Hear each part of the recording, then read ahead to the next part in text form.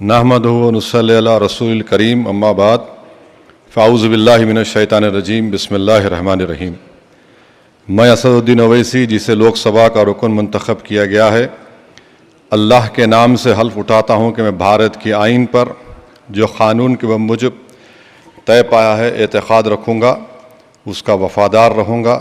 मैं भारत के इक़्तिदार आला और सालिमियत को बरक़रार रखूँगा और जिस ओहदे को मैं संभालने वाला हूँ इसके फ़राइज़ और वफ़ादारी से अंजाम दूँगा।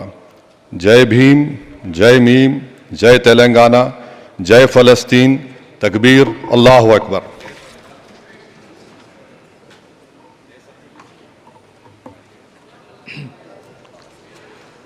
श्री कोंडा विश्वेश्वर रेड्डी।